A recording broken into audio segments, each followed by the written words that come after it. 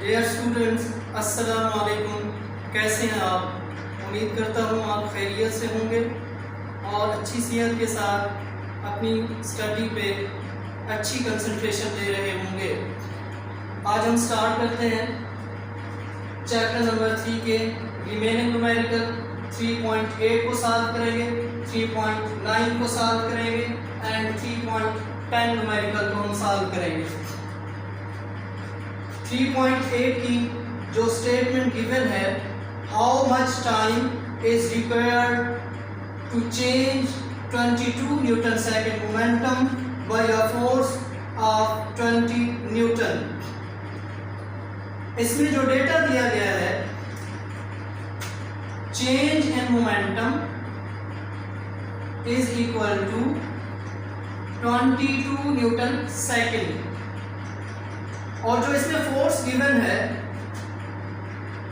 वो है 20 न्यूटन। क्या चीज फाइंड करनी है? How much time is required. Time find करना है हमने। टाइम फाइंड करने के लिए हम फार्मूला इस्तेमाल करते हैं, T is equal to change in momentum with respect to force. असल में ये जो फार्मूला है, फोर्स का फार्मूला ये होता है, change in momentum with respect to time is called force. क्योंकि हमने टाइम फाइंड करना है तो टाइम को इक्वेशन की इस साइड पे ले आएंगे। फार्मूला बनेगा हमारे पास change in momentum with respect to force. ये फार्मूला हम यूज करते हैं। फार्मूले में जब वैल्यूज पुट करते हैं, T is equal to delta P की वैल्यू गिवन है 22 न्यूटन सेकेंड,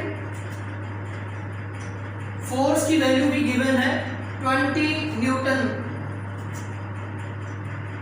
जब हम 22 को 20 पे डिवाइड करते हैं तो रिजल्ट आता है 1.1।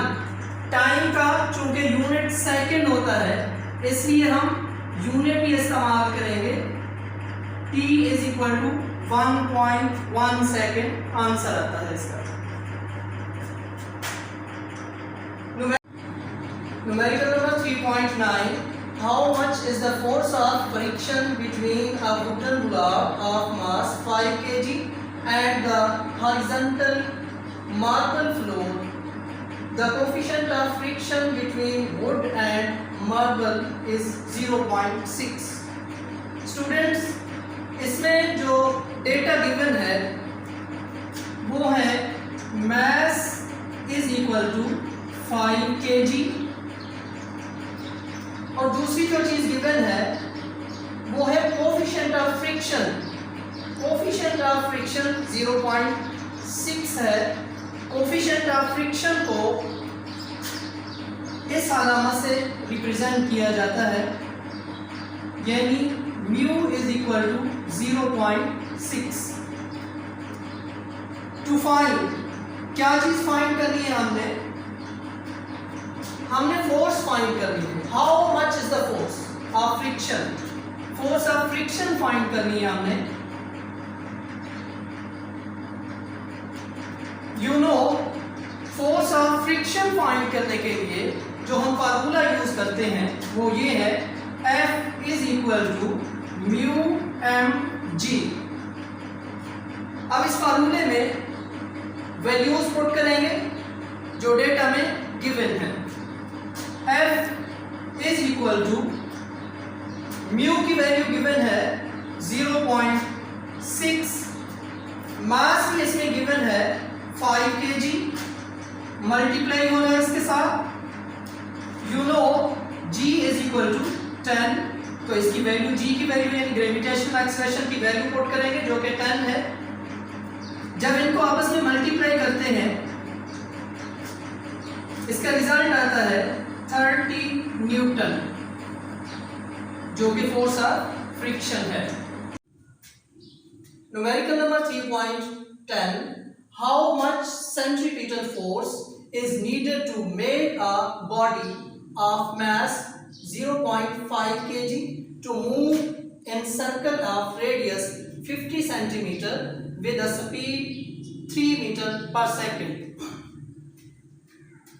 जो डेटा गिवन है इसमें मास गिवन है, mass that is 0.5 kg,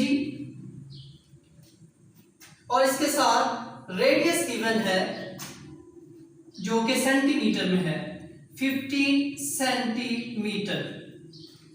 student, जैसा कि आप जानते हैं सिस्टम इंटरनेशनल के मुताबिक लंबाई का यूनिट मीटर होता है ना कि सेंटीमीटर, इसलिए हम सेंटीमीटर को मीटर में कन्वर्ट करेंगे। सेंटीमीटर को मीटर में कन्वर्ट करने के लिए 100 पे डिवाइड करेंगे इसे, क्योंकि 1 मीटर में 100 सेंटीमीटर होते हैं। R is equal to 50 divided by 100। जब इसे 100 पे डिवाइड करते हैं तो इसका रिजल्ट आता है 0.5 मीटर।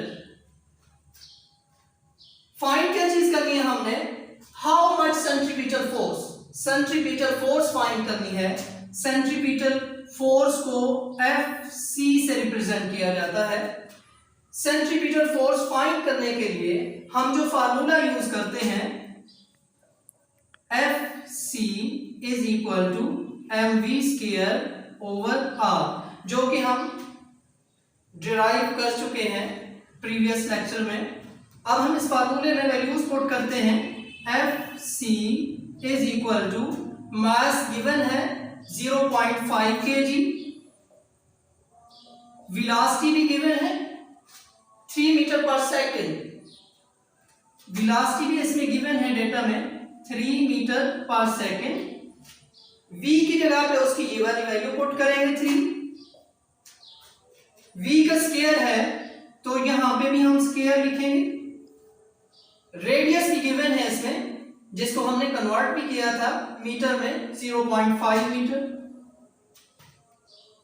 अब हम इसे कैलकुलेट करेंगे।